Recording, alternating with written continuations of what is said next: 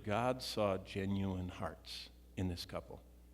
He saw 24,000 people. I don't know how many of them were really genuine, but I do know this couple were. And what's interesting is they're the only ones we know by name in this whole generation.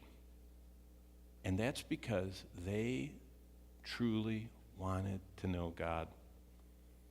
So many of the priests allowed all that exposure to God to end up only in their head, not in their hearts. Did you know that? Most people in the Western world will miss heaven by 18 inches. They've heard. They've never received by faith reaching out to Christ. They just know it. And they miss heaven by the 18 inches between their head and their heart. God saw their heart. God saw that Zacharias and his wife sought the Lord. So many of the priests did not choose to let those truths invade and take over their hearts and wills. But not Zechariah. God saw his heart. Zechariah wanted to know the Lord. He wasn't perfect. He was afraid. He didn't believe. He struggled. See, spirit-filled living is not easy. It's hard. Because you're growing in how much you know the Lord, and you're increasingly aware of what a traitorous person by nature we are against God. Our flesh is always at enmity with God, trying to distract us, trying to separate us, trying to make us complain and live for everything else.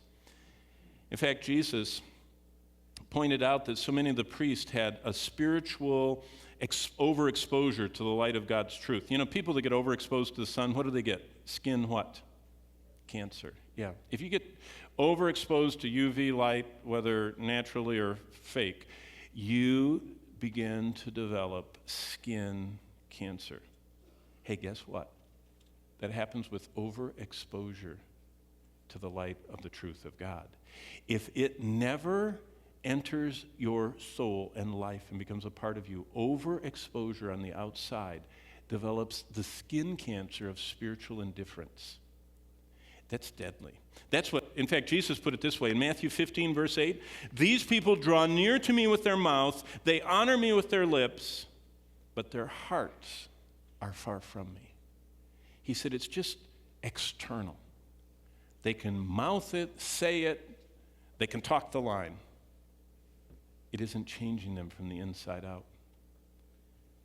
Think of the dangerous place these priests that surrounded Zacharias found themselves. Every day they dressed up in their priestly vestment. Every day their hands and clothes were deeply filled with the indelible scent of the incense of God. Every day they came home with blood-stained clothes.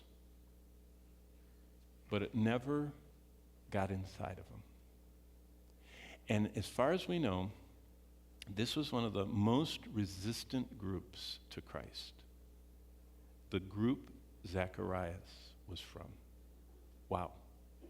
Well, the next truth that we need to think about is one thing about Zachariah and Elizabeth was extraordinary. They actually believed all that truth about God. God was real to them. They loved him. They served him as best they could.